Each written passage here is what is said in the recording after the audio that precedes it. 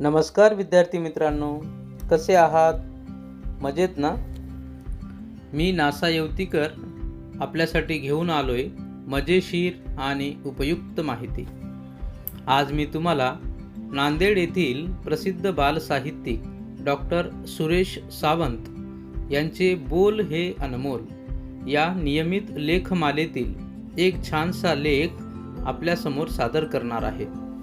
लक्ष देऊन ऐका हा, कारण शेवटी काही प्रश्न देखील विचारणार आहे, ज्याची उत्तरे मी देणार नाही, तर तुम्हाला स्वतःला शोधायची आहेत. चला तर मग ऐकूया सुसंगती सदा घडो. कवी मोरोपंतांच्या एका कवितेतील केकावलीमधील पहिलीच ओळ आहे, सुसंगती सदा घडो, सुजन वाक्य कानी पडो. याचा अर्थ असा की आपल्याला नेहमी चांगल्या व्यक्तीची संगत घडावी, नेहमी चांगलेच विचार कानावर पडावेत, चुकूनही चुकीच्या माणसाची सोबत धरू नये, चुकूनही वाईट विचार कानावर पडू नयेत. आम्ही शाळेत शिकत असताना आमचे हिंदीचे कुमठेकर सर एक वाक्य नेहमी ऐकवायचे. ते म्हणायचे, संगत कर सज्जन की तो चढ़ते चढ़ते जाय, संगत कर दुर्जन की तो गिन गिन जूते खाय. जूते हा शब्द ऐकल्यावर सगळी मुले फिदी फिदी हसायची.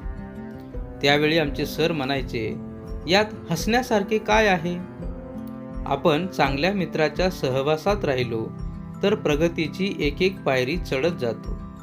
याउलट आपण वाईट मित्रांच्या संगतीत राहिलो तर आपले नुकसानच नुकसान होते. पावलोपावली आपली फजिती होते. म्हणून जपून चांगलेच मित्र जोडायचे. सरांच्या या शिकवणीमुळे आमचे वेळीच डोळे उघडले. आम्ही चुकार मित्रांच्या संगतीपासून दूर राहिलो, चांगल्या मित्रांची संगत धरली. त्यामुळे आम्ही प्रगतीच्या मार्गावर चालत राहिलो.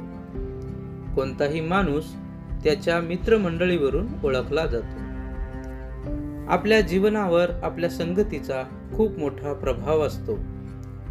सुसंगती म्हणजे चांगल्या लोकांची संगत, चांगल्या विचारांची संगत. आपल्या आजूबाजूला कोण आहेत, आपण कोणासोबत जास्त वेळ घालवतो, याचा आपल्या व्यक्तिमत्वावर आणि भविष्यावर परिणाम होतो.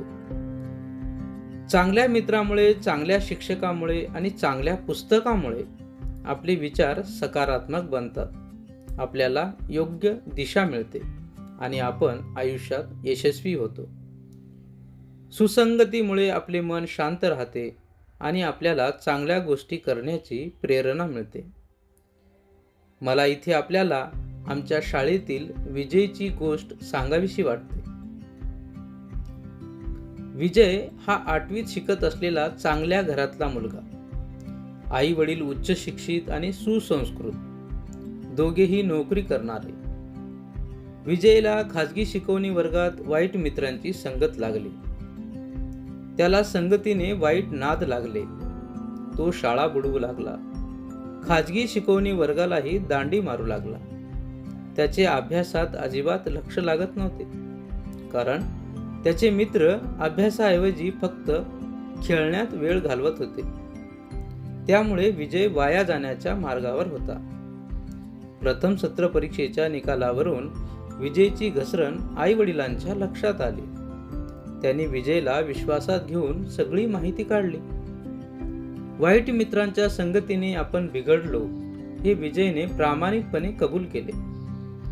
विजयला समजावून सांगताना आई म्हणाली, हे बघ विजय, फुलांच्या संगतीने मातीलाही सुगंध येतो, परिसाच्या संगतीने लोखंडाचेही सोने होते. संगत फारच महत्वाची असते.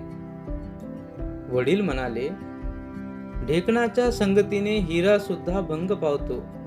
आता तू ठरवायचे आहे, आपण फुलांच्या संगतीत राहून आयुष्य सुगंधी बनवायचे की ढेकणाच्या संगतीत राहून आयुष्याचे नुकसान करून घ्यायचे.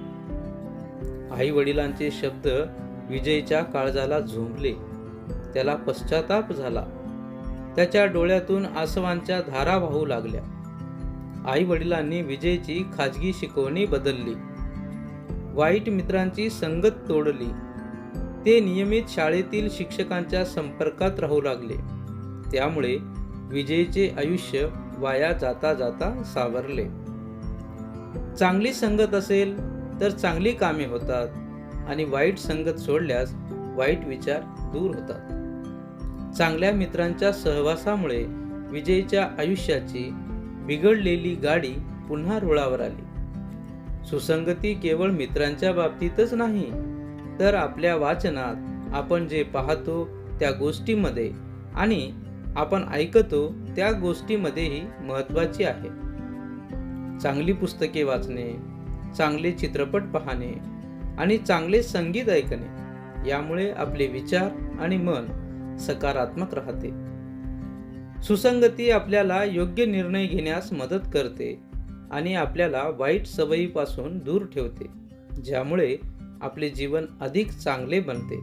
म्हणूनच आपल्या जीवनात नेहमी सुसंगतीचा ध्यास घ्यावा, कारण ती आपल्याला प्रगतीच्या मार्गावर घेऊन जाते आणि आपले जीवन यशस्वी बनविते.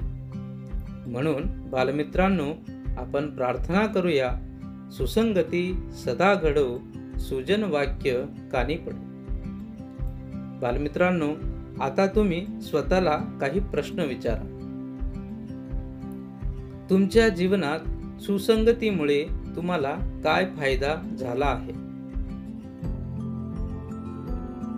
तुम्ही तुमच्या मित्रांची निवड कशी करता? तुमच्या मते सुसंगती जीवनात का महत्त्वाची आहे? या प्रश्नांची उत्तरे तुम्ही स्वतः शोधा आणि स्वतःला प्रश्न विचारा. पुन्हा भेटूया पुढील कार्यक्रमात. तोपर्यंत नमस्कार.